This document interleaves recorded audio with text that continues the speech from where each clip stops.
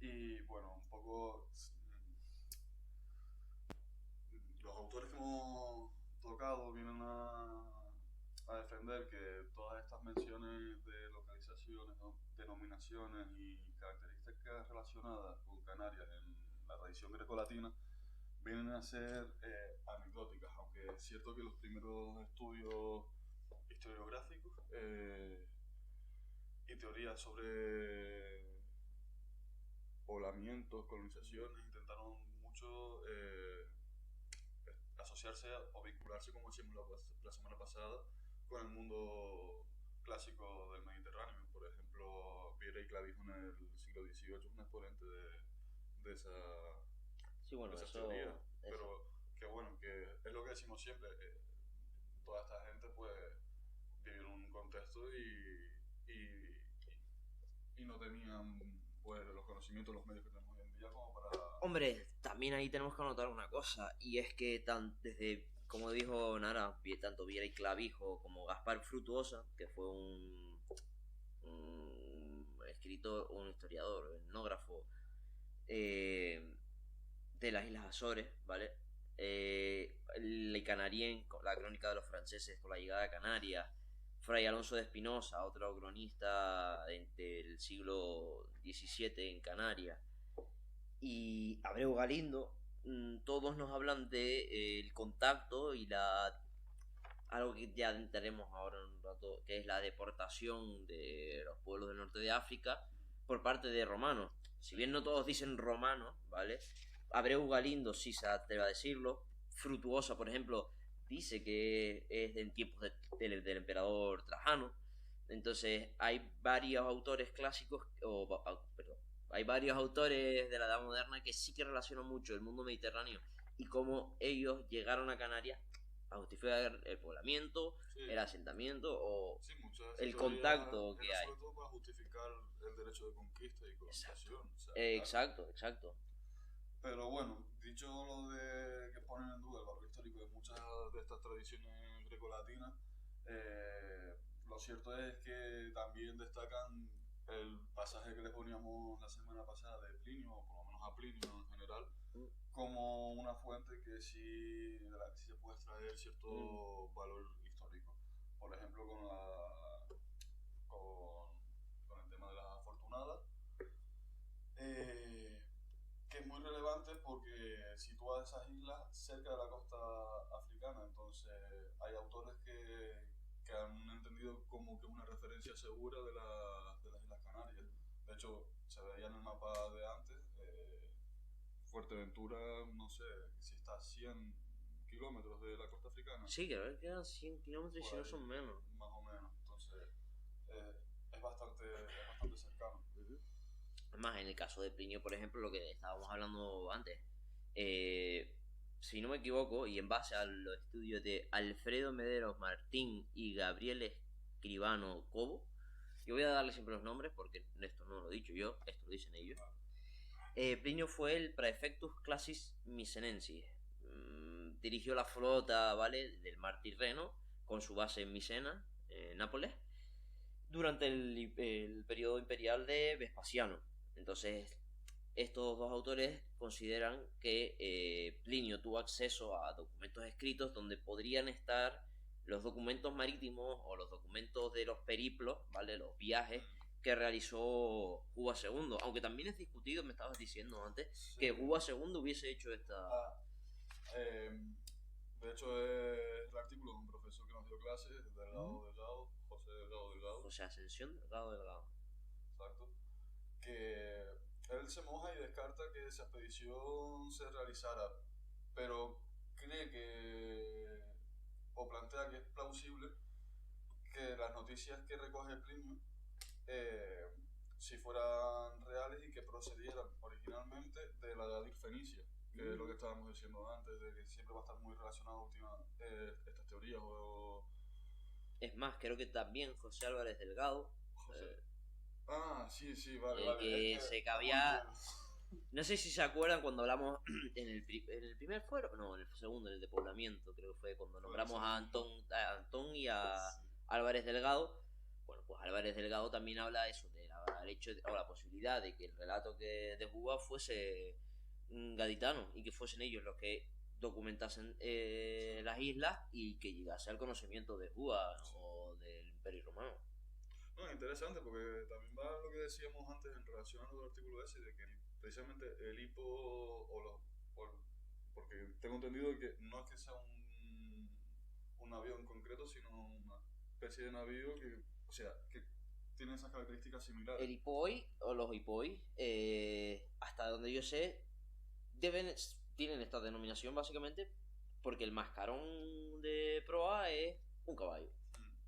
De ahí el nombre, hipoi.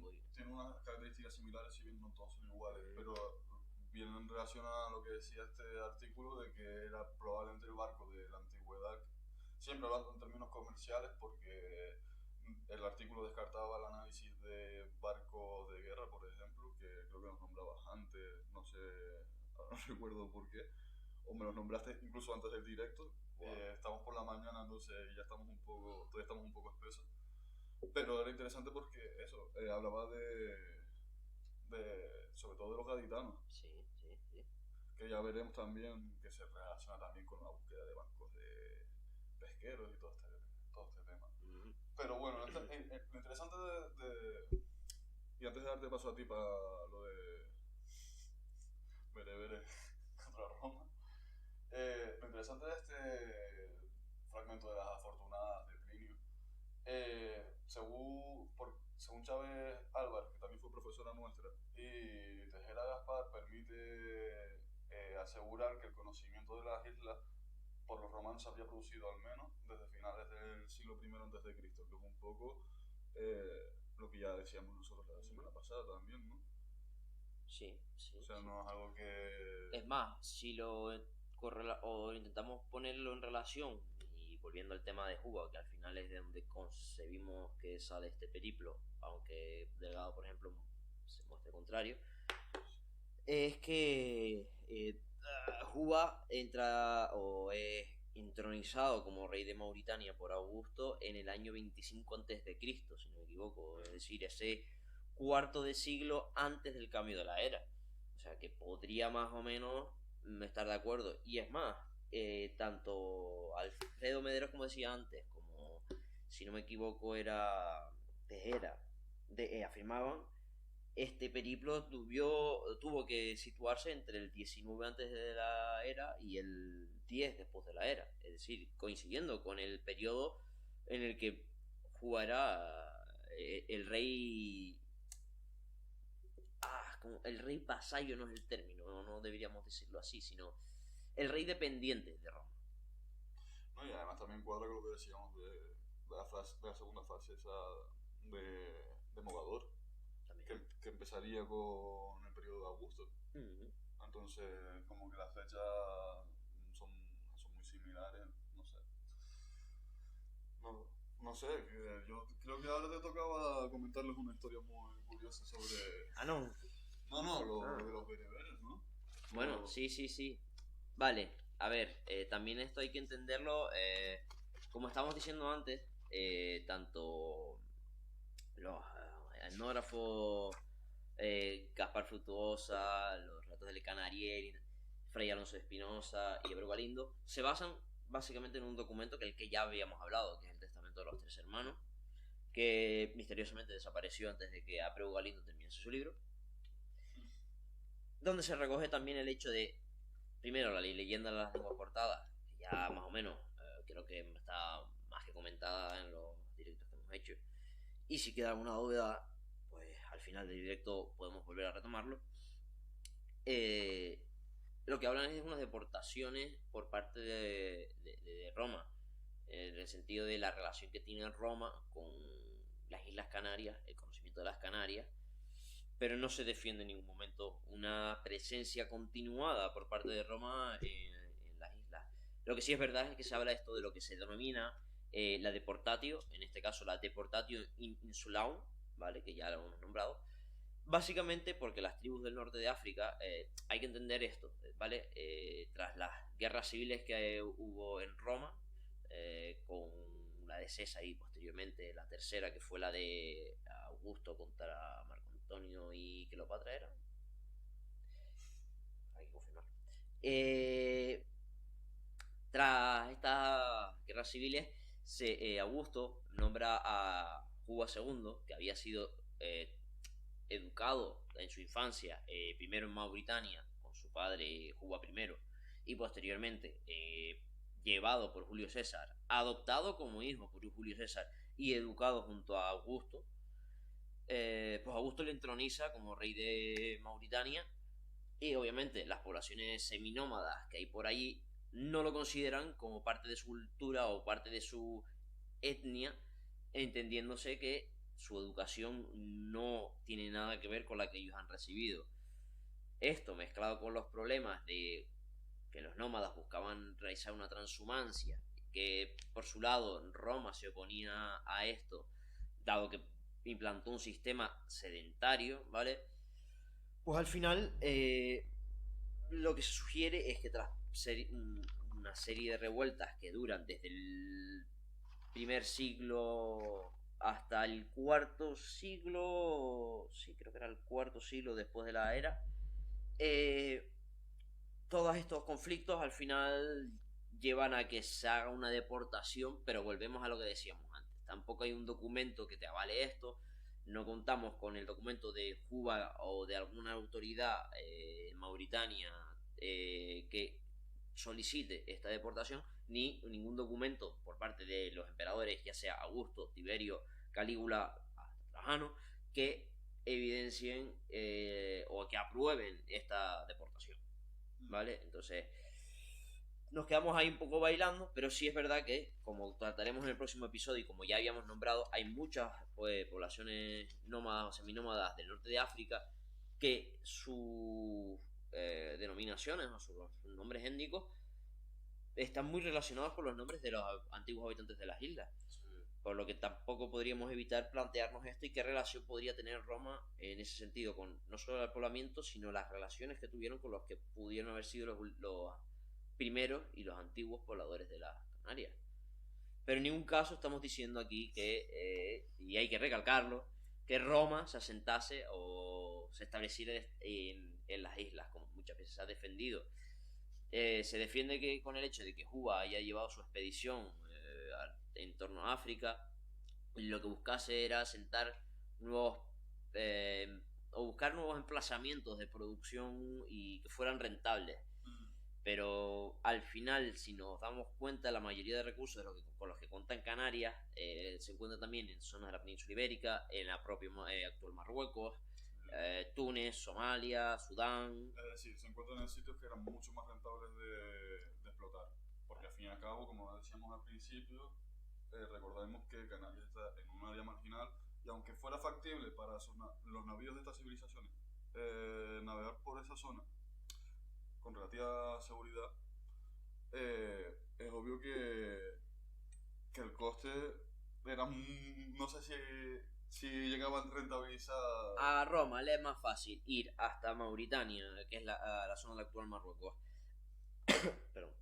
Le es más fácil llegar hasta allí y explotar los recursos que hayan allí que coger embarcaciones e ir hasta la zona de Canarias. Además, hay que tener en cuenta una cosa: Mauritania per se no contaba con una flota. Entonces, para que se pudiese hacer esto, Roma tendría que enviar una flota hasta Mauritania y que de Mauritania accediese al resto de los puntos a los que quisiesen llegar, lo que significa un mayor gasto o una menor rentabilidad, ¿vale? Para este cometido, ¿no? Entonces al final tampoco es que sea rentable hacer tal movilización de recursos, ¿no? Claro, ¿no? Y además que otra cosa es que tendríamos que tener algún registro de ruta comercial, no entiendo yo, ¿no? O sea, debería de haberse establecido, como he leído en algún autor, eso que, vamos a ver, si tú si tuvieras incorporado de manera permanente o continuada, no permanente, pero sí continuada en el tiempo, enclaves comerciales de explotación por esta fachada atlántica, que menos que haber registrado esas rutas, ¿no? Sobre todo por toda esa navegación que viene detrás de ellos y tal. No sé. Si no quieres añadir algo más. No, yo creo que con esto es suficiente porque ya después, si nos metemos a hablar aquí de todos los conflictos que hubieron y tal, hablamos más de Roma y la ocupación del norte de África que de Canarias. Al final lo que nos interesa aquí, lo que nos ocupa es Canarias. Exacto. Bueno, otras fuentes de información que tenemos, como vemos en pantalla, son los periplos, que suponían relatos fieles de exploraciones, en este caso, lo que nos ocupa a nosotros, de la costa atlántica del norte de África.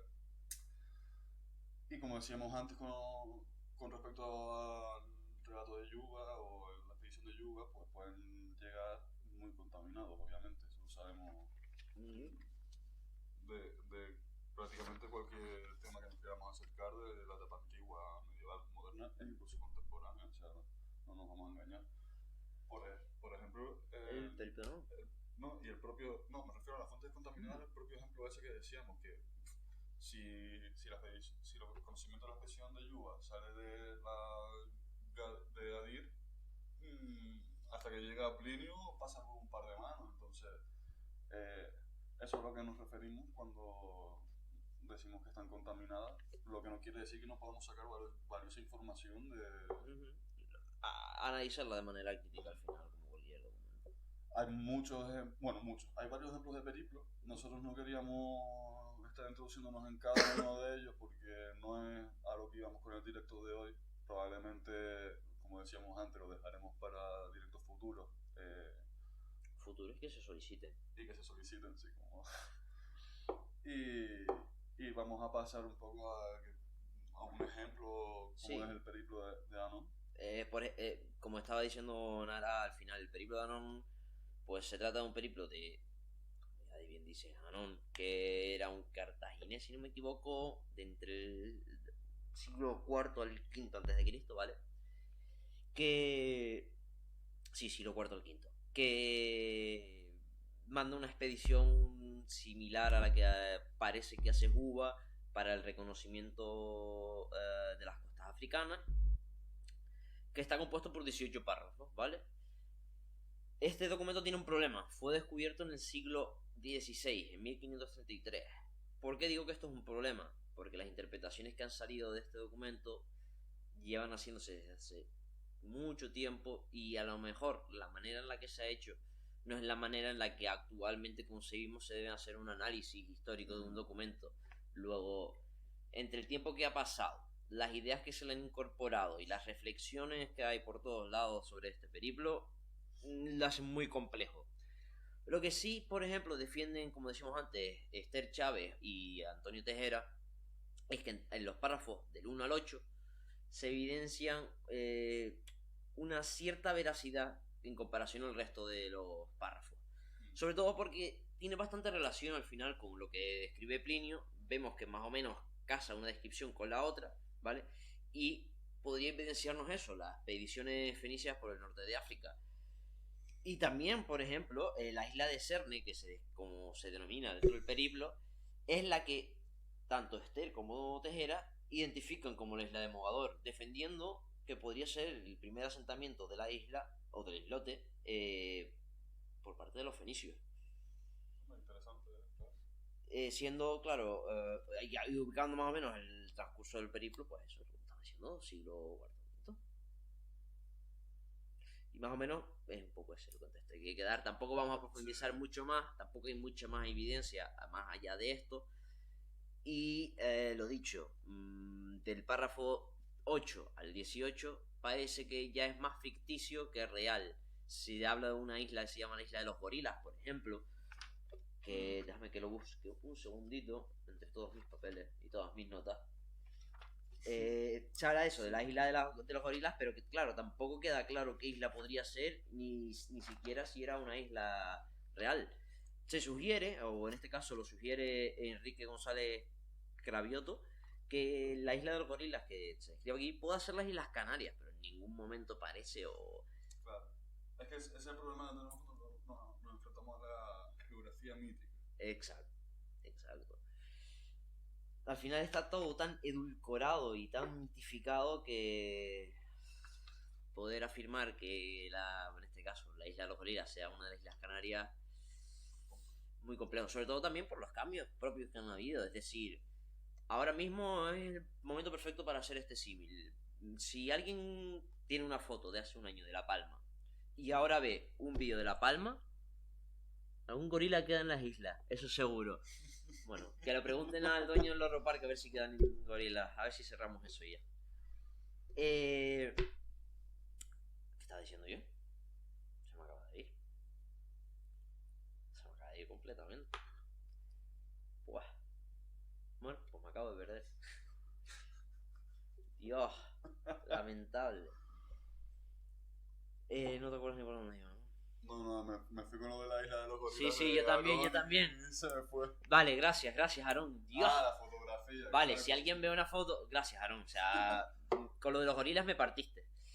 Si alguien ve la foto de La Palma de hace un año y ahora ve los vídeos que están saliendo actualmente y sobre todo lo que viene a ser ese crecimiento que está teniendo el volcán, vemos que hasta la propia orografía de la isla de las Islas Canarias puede haber variado con las sucesivas erupciones. A día de hoy nosotros no sabemos cuántas erupciones hubieron desde el origen de las islas hasta la llegada de los castellanos. Sí es que es verdad que a partir de ese punto hay más documentación que hace referencia a eso, a las sucesivas erupciones, pero antes de eso no tenemos tanta constancia como para saber cómo ha cambiado la isla y cómo ha evolucionado. Es cambio como La Palma. Sí, básicamente. Por ejemplo, caso de esto puede ser por ejemplo, esto también yo en lo que me estoy centrando, que es los estudios del mundo nórdico, también se habla muchísimo. Es decir, actualmente Suecia, ¿vale? Crece a un nivel de un par de milímetros al año. Y el ascenso y la altura, creo que llegaba a 6 metros de altura que ha subido Suecia en comparación al periodo que nosotros llamábamos en ese momento la edad de hierro tardía. Es decir, que tanto el nivel del mar como la expansión territorial de la isla, o en este caso de Suecia, ¿vale? Varía con el tiempo. No podemos concebir que se mantenga estático un territorio durante tanto tiempo. No es un territorio como el nuestro que es volcánico. Exacto. O sea, es complicado, claro. Eso hay que tenerlo también en cuenta. Vamos a pasar a las fuentes arqueológicas, anda, que si no... Bueno, aunque tú, antes de meternos en esto, creo que tú querías hablar de la fuente de las ánforas subacuáticas, ¿no? Sí, podemos hablar un poco de ese tema. Se ha hablado mucho también eso, el tema de los pecios hundidos alrededor de Canarias. Y hay muchos autores y artículos que se basan en las ánforas encontradas en los fondos subacuáticos para justificar la relación que tiene con Canarias y con Canarias, con Roma y con los fenicios púnicos. Espérate, porque Aaron está hablando. Y más territorios como el nuestro que de vez en cuando explotan y un volcán. Claro, exacto. El tema de que tengamos un volcán que está expulsando materiales continuamente que remodelan o reestructuran la isla, te impide pensar que siempre ha sido igual y que la descripción que hizo una persona, que por ejemplo Plinio es del año 98, pero si estamos hablando que el texto de Plinio fue redactado por parte de las Cortes de Juba, estamos hablando de que fue redactado entre el 25 a.C. al 17 después de Cristo, si no me equivoco con la fecha. Entonces ha corrido mucha agua, o mucha lava en este caso, y ha cambiado mucho las islas. Hombre, sin ir más lejos, volviendo al ejemplo de La Palma, que ha tenido 3 erupciones en los últimos 100 años, contando con esta, pues sí, sí ha cambiado con respecto a cómo lo veía, los palmeros que veían la isla hace justo 100 años, pues... Justo 100 años, justo hace 2 semanas. O 3, o sea, que ha crecido, ¿cuánto creció? ¿20? ¿Cuándo viste? Creo que el cono estaba ya en 200 metros o algo así, no sé, una cosa así, escuché ayer, la verdad que tampoco estoy seguro. Bueno, pues retomando el tema de los yacimientos o de los pecios hundidos y las ánforas, ¿vale? A ver, es un tema complicado porque muchos de estos testimonios subacuáticos, ¿vale? Este material encontrado normalmente no se encuentra con nada asociado, ¿vale? Que podamos relacionar para establecer una cronología exacta. Hasta 2006, ¿vale? Se habían encontrado 16 ánforas. de las cuales 9 quedaban en suspensión y el resto tenían una cronología que estaba comprendida entre el siglo XVI y el siglo XIX. Es decir, que poco tiene que ver con el mundo romano o el mundo fenicio-púnico. Y después, de las otras 9 que quedan, como ya decíamos antes, las zonas costeras, por ejemplo, de Tenerife, La Gomera, La Palma, El Hierro y Gran Canaria, el descenso que hace la costa para adentrarse al fondo marino es muy pronunciado, a diferencia, por ejemplo, de Lanzarote y Fuerteventura. Sí. Por lo que si hubiese algún tipo de pecio, podría haber caído en el fondo del mar con los movimientos de las mareas y el único resto que quedaba era eso, el ánfora, que muchas veces al tratar de extraerla se partía o que en muchos casos no quedan las partes principales para identificar a la cerámica. Esto es algo que, por ejemplo, defiende, como vimos otra vez, Tejera y Ester, que se han dedicado a estudiar bastante este tema, que dicen eso exactamente. O sea, no tenemos una morfología, ¿vale? O no contamos con toda la pieza arqueológica en sí para poder decir, vale, es romana o vale, es fenicia, sino que, mira, sí, parece similar a, sí, vale, la terracota puede haber procedido de esta zona, o las arcillas parece que vengan de esta otra zona, pero no podemos datarlas precisamente, y además incluso pueden tratarse de copias. No se ha podido hacer un estudio lo suficientemente profundo, al menos con lo que yo cuento de información, que es hasta el 2006, que ya está bastante antiguado. No hay ninguna evidencia palpable que te demuestre eso. Pero parece que la cosa en tierra cambia con respecto a los especios, ¿no? Sí, claro, porque muchos de estos autores, investigadores, especialistas, a estas ánforas que ha nombrado Bacha le añaden pues los diferentes yacimientos que vemos en pantalla. Por ejemplo, respecto a los pozos del Rubicon, la primera imagen que aparece, ¿no? A la izquierda del todo, según, si no recuerdo mal, también los propios Esther y Antonio eran los que definen que no son evidencias seguras de que puedan atribuirse a la cultura material de púnicos, fenicios, de fenicios, púnicos o romanos, en ese orden respectivamente, pero que sí es cierto que otros tantos investigadores han relacionado estas estructuras con una factoría instaurada originalmente por los fenicios y que después sería utilizada o reutilizada por los propios romanos. Me imagino que me pasa igual que con Hacha. Estos son estudios de hace un par de años, a lo mejor se ha seguido avanzando, pero bueno, yo lo que les muestro es un poco el debate ese.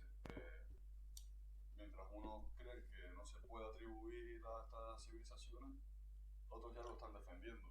Hombre, por ejemplo, Pablo Atoche Peña sí que nos afirma, Pablo Atoche Peña y María Ángeles Ramírez Rodríguez, todos estos nombres que le estamos dando y todos estos artículos que hemos usado, después al subir los vídeos a nuestro canal de YouTube, pondremos una bibliografía en la descripción del vídeo para que cualquiera que le interese pueda acceder y contrastar la información y sacar sus propias opiniones. Y si no nos preguntan directamente si les interesa, nos preguntan y les pasamos el artículo o lo que sea. Pero esto, Pablo Atoche y María Ángeles sugieren que, sugieren no, nos indican que tanto en Lobos como Bebederos, Buenavista, el Rubicón, se encuentran materiales metálicos, ¿vale? Además de eso, ánforas romanas, que eso evidenciaron la existencia y una presencia al menos. No, pero es que claro, está adelantando al bebedero.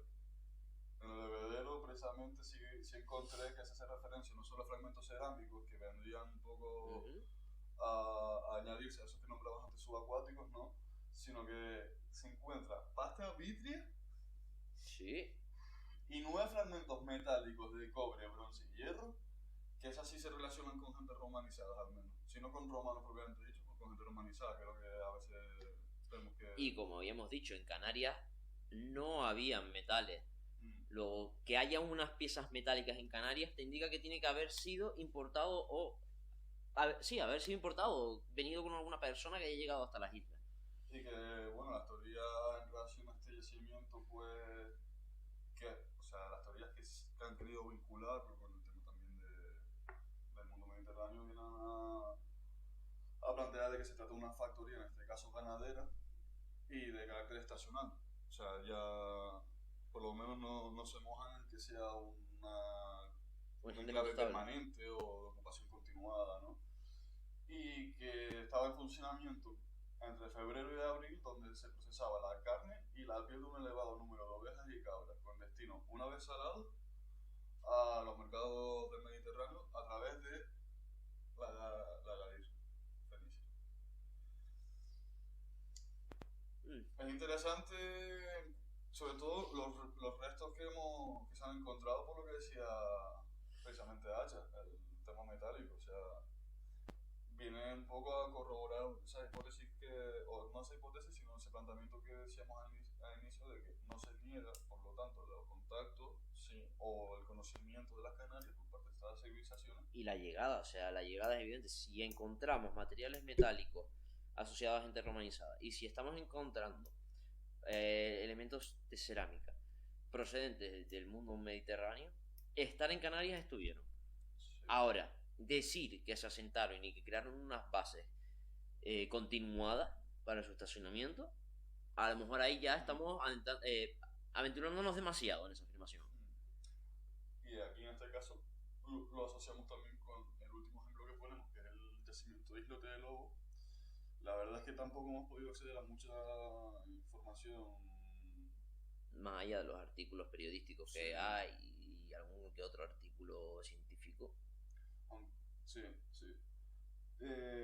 Y de este yacimiento, pues decir que se está planteando como una factoría romana de explotación de púrpura, pero es bastante curioso que bastantes especialistas han señalado que, en base a lo que se plantea, de que este yacimiento hubiera sido un enclave de ocupación continuada o que se hubiera expandido en el tiempo, ¿no? Y por los restos que tenemos de los concheros,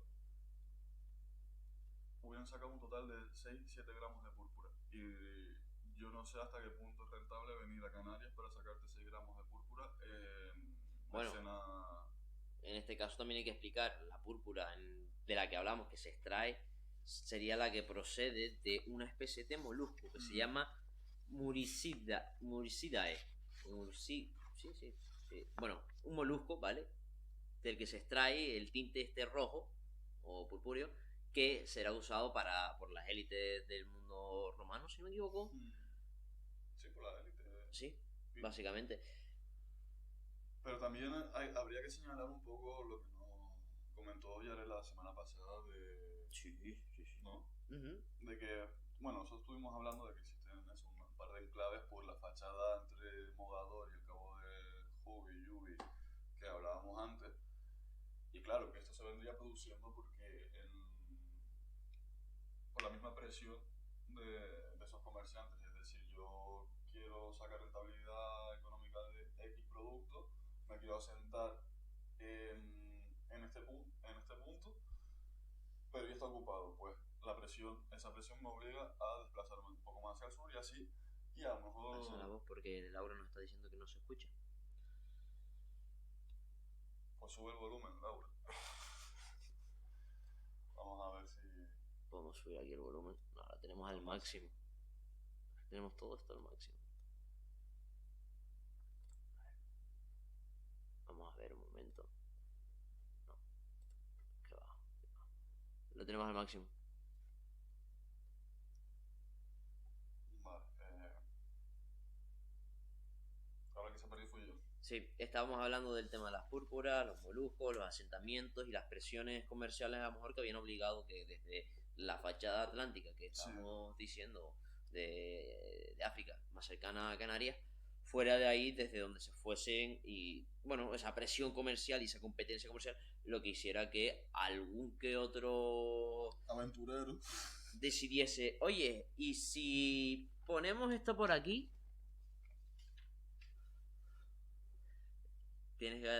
Aarón dice que yo proyecto, que tú tienes que acercarte un poquito más al micro. Yo me tengo que acercar más. Es que a veces me acusan de estar gritando cuando hablo y no he querido tampoco ponerme en ese punto. A ver si los vecinos nos van a tocar. Que plan.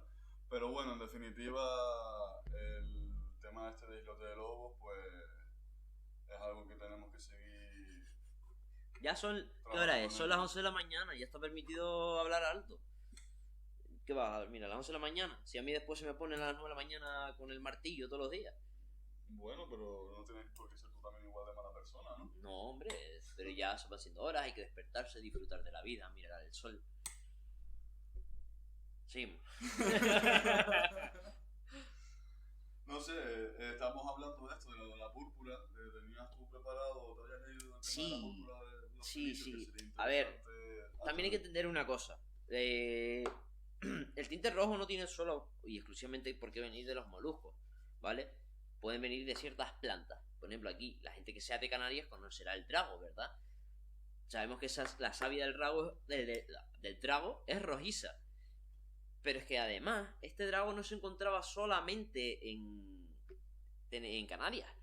Hay evidencias de que, que especies de dragos similares a las que tenemos aquí se encuentran en Marruecos, en el actual Marruecos, y en Cádiz también. Además de encontrarse especies similares en Somalia, en Sudán y en bastantes zonas del continente africano. Entonces, ¿era rentable venir aquí a explotar 6 gramos, como tú decías, de molusco para extraer púrpura cuando, aun siendo de calidad inferior, podría sacar un tinte muy similar de especies vegetales? Eso es algo que también hay que preguntarse. Es decir, si tú en Cádiz contabas con unas especies vegetales de las que podías extraer ese tinte rojizo en un sitio más cercano, que a lo mejor era más rentable y que también se encontraba en el continente africano, vas a arriesgarte a ir a una isla donde solo puedes extraer un número limitado y asentar una factoría completa y que dure en el tiempo por 6 gramos, como estamos diciendo. Cabe replanteárselo. Pero lo que queda claro es que no se limita este tinte a proceder desde un molusco. No, pero también habría que recordar o añadir al tema de la púrpura que también estas teorías que buscan un trasfondo económico también nos hablan lo diré, lo de los bancos de peces. Los túnidos, sí. A ver, por ejemplo, Soraya Jorge Godoy, ¿vale? Esto es de un artículo que ella escribió en el año 1993 que recoge Antonio Tejera y Alicia Gaspar en Berberos contra Roma. Ella nos habla precisamente de, primero, que el exilio de las poblaciones son hechos por los fenicios y no los romanos. Ahí no nos vamos a meter ahora. Pero sí que habla que los fenicios, ¿vale?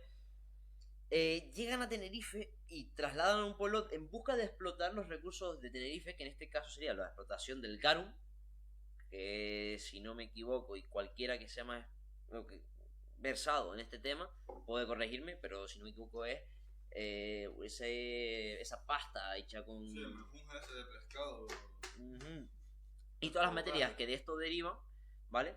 Entonces se planeaba una posible factoría en Tenerife. A ver, como con todo lo que ocurre con los fenicios púnicos, a ellos se destacan por el contacto silencioso en su forma de comercial, ¿vale? No sé si lo conocen más o menos o saben cómo va, si no, lo resumimos muy rápidamente. Consiste en que yo soy fenicio, yo me acerco a la costa, dejo una mercancía y el pueblo con el que quiera comerciar se acercará a ese material cuando yo me haya alejado, habiendo un intercambio de materiales hasta que se considere que hay un cierto equilibrio en el acuerdo del intercambio. Esto muestra una cosa: no queda registro material evidente para demostrar un contacto o un intercambio de productos entre una y otra cultura. Pero tampoco se ha encontrado ninguna, o que yo sepa, no hay evidencias de una factoría fenicio-púnica en las islas en la isla de Tenerife, por ejemplo. Entonces es un poco complicado. Y lo que decíamos, si en este caso es para extraer el tinte rojo, ¿vale? El tinte de la púrpura, tú, aparte de tener los dragos aquí, tienes esos dragos, como decíamos, en Marruecos, en Gadir, en Somalia, en Sudán. zonas cercanas al continente o al mundo clásico, ¿vale? A las civilizaciones mediterráneas, que no les donde no les es necesario ponerse en tanto peligro y en tanto riesgo. Y también para evidenciar un poco esto, el contacto con el mundo fenicio-púnico, también se habla de varias cosas en las que, bueno, aquí uno puede estar más o menos de acuerdo hasta cierto punto y hay otras cosas que ya, pues creo que queda claro y evidente que no son. Primero, hablan de la presencia de las representaciones de Tanit, ¿vale? De Tanit y Balamón. Sería la representación típica de la piedra fundacional de las ciudades por parte del mundo fenicio-púnico. Si alguien no sabe más o menos cómo viene a ser, ¿vale? Les voy a enseñar aquí el precioso boceto que hice. El precioso tiene todo, ¿vale? A ver si desde aquí se ve, espero. A ver si se ve. Yo creo que se ve, ¿no? Con el delay aquí. Ya, espérate, que a mí me está saliendo ahora. Que estoy empezando a doblarlo ya. Vale, más o menos esta es la representación que se viene a decir que existe en Canarias. Bueno, que sí, que está siendo documentada. Que tendría cierta correlación con las representaciones que hacían de Tanit en el mundo fenicio-púnico. Pero claro, aquí también, por ejemplo, yo me replanteo ciertas cosas. ¿Hasta qué punto esto te va a demostrar a ti que son fenicios púnicos los que llegan aquí? Es decir, tenemos que entender que hay un contacto entre las poblaciones que se encontrará después en Roma, que son las seminómadas o nómadas en el norte de África, ¿vale? Que antes de que Roma se asentase, tuvieron contacto con el mundo fenicio púnico. Entonces, podría haber un cierto sincretismo o una cierta adquisición de sus conceptos culturales por parte de estos pueblos. Puede ser. No soy un experto en el tema al final, pero sí me replanteo esa duda. ¿Hasta qué punto es